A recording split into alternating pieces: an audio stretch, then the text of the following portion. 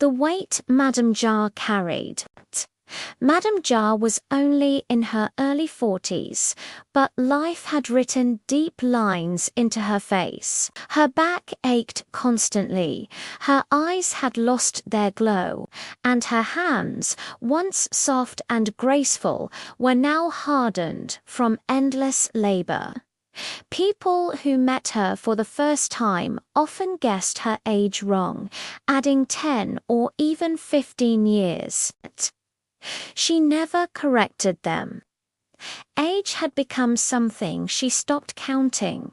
What mattered was survival for her and the family that leaned too heavily on her shoulders. She lived in a cramped one-bedroom apartment on the edge of the city, far from the house she once shared with her husband. It had been a difficult marriage, but not unworkable, until her brothers became the invisible wedge that split her home. They were younger than her by a few years, and when she got married, she brought them along with her into her new life, promising her husband they wouldn't be a burden. At the time, it seemed like the right thing to do. Their parents had struggled with them for years, lazy, entitled, and unwilling to chase anything that looked like responsibility. But Madam Jarh loved them deeply. She had always protected them, even when they didn't deserve it. When her husband complained, she defended her brothers, sometimes harshly. "They're just going through a phase," she used to say. Give them time, but the phase never ended. The boys refused to work. They stayed out late, brought strangers into the house, and disrespected her husband openly. Fights became frequent, bitter, and loud. Eventually, her husband gave her an ultimatum: choose the marriage or her brothers. She chose her brothers.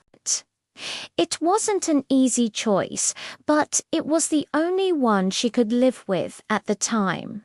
She packed her things, took her 2 children, a boy and a girl, and moved out. Her brothers followed her, as they always did. They had nowhere else to go, and she couldn't bear to see them suffer. Even now, she told herself she was doing the right thing. But deep down, doubt was growing. Her new home was a tight, suffocating space. 1 room, 1 mattress, too many mouths. Her job at a roadside food stall brought in barely enough to cover rent and food. Still, she managed cooking, cleaning, and scraping every coin together so that her children could have at least a chance at a better life. But life had other plans.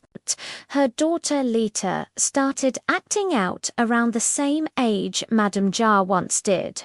The girl became distant, secretive, and stubborn. Madam Jarh tried to talk to her, but it felt like talking to her younger self, bold, dismissive, convinced she knew everything. Then came the news that shattered her heart. Lita was pregnant, the father. A random boy she barely knew, someone who didn't even come from the same neighborhood. Lita packed her things and left to live with him. Madame Jarh cried that night, not because her daughter was gone, but because the cycle was repeating, almost word for word. She remembered herself at 16, pregnant, full of pride and foolishness. She had run off and married a man she barely understood, just to prove she could now.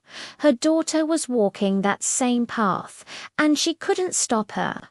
Her son, Joel, was next. Without a father figure, and with 2 lazy uncles lounging around all day, Joel grew up confused and restless.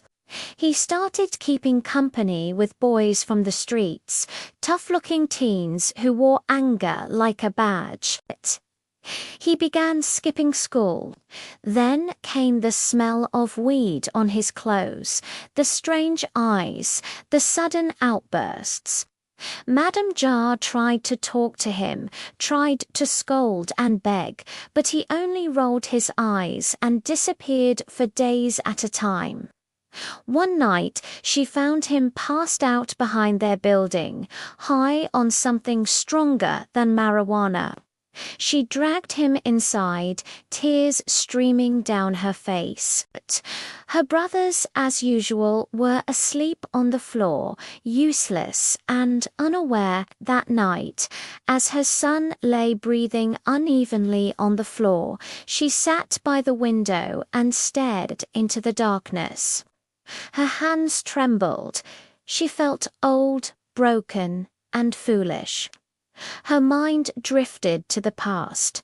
She had always been stubborn, always believed she was doing the right thing, even when everyone told her otherwise. Her parents used to warn her, "You spoil those boys too much.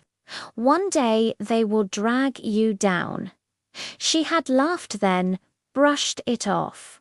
But now, in the cold silence of that tiny apartment, with a pregnant daughter gone and a drug-using son asleep on the floor, she finally understood it.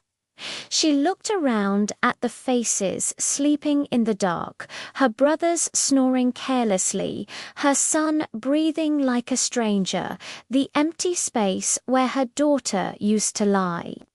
She realized she had built this life with her own hands, brick by brick, not out of greed or selfishness, but out of love that was too blind. From her little income, she kept feeding everyone, paying rent, buying medicine, holding everything together. But who held her? No one. She was the backbone, the cook, the nurse, the peacemaker, the mother, the sister, the provider, and yet she was alone. She exhaled, a long, painful breath. That night, she made herself a silent promise. Maybe she couldn't go back and fix the past. Maybe her daughter had already chosen her path, and maybe her son was halfway gone. But she still had herself. She still had strength, somewhere beneath the exhaustion. She didn't know what tomorrow would bring, but one thing was certain: she wouldn't carry everyone forever. Not anymore.